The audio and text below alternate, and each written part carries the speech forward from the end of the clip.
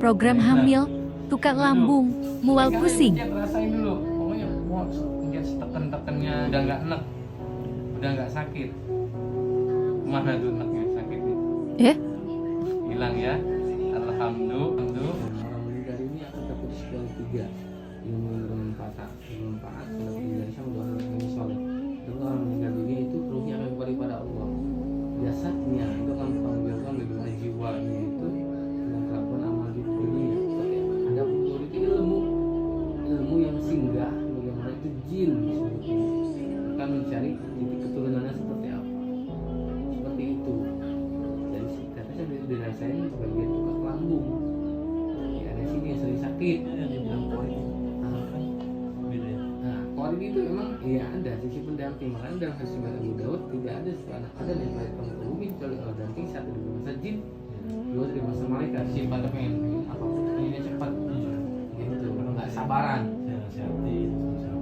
Itu penyebabnya dia dasarnya sifat pribadi teteh sendiri yang membuat hal itu semakin jadi nggak nyaman di tubuh, sering pegel-pegel, pundak berat, karena sering ngerasain kaku, perut tiba-tiba mual, padahal makan biasa. Seperti itu dari gejala pikiran dan hati dia selalu perang, menyampaikan sesuatu dengan marah gitu. Kalau nggak pakai marah itu nggak totalitas gitu loh.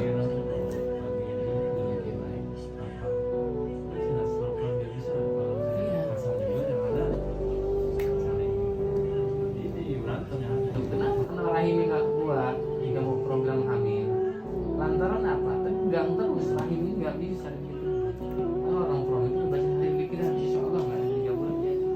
Seperti itu ya, betul tidak?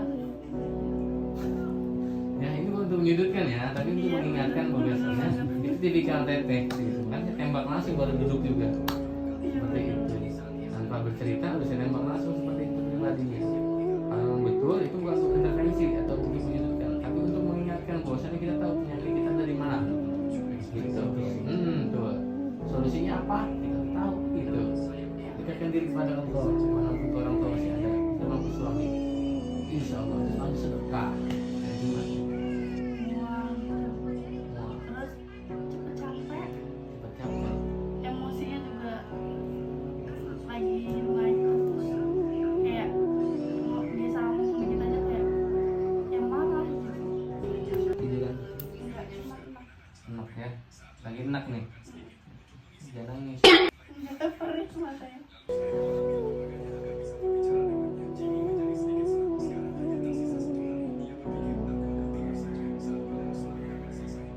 Napas enak nggak?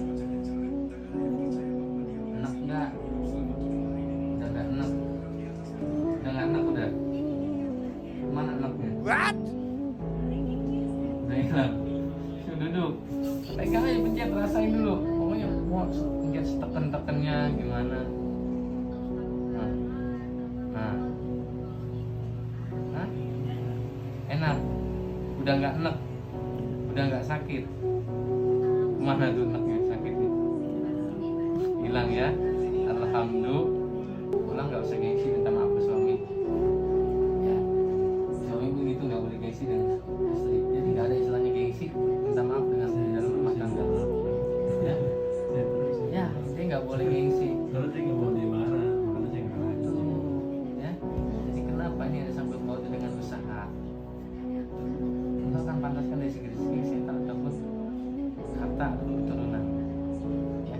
Nah, kalau malam ngerasain susah napas, nggak plong segala macam, teteh cukup lakukan tarik napas, terus tahan napasnya di perut tengah selama 1 menit boleh, terus hembuskan dengan istighfar. Lakukan itu 5-7 kali.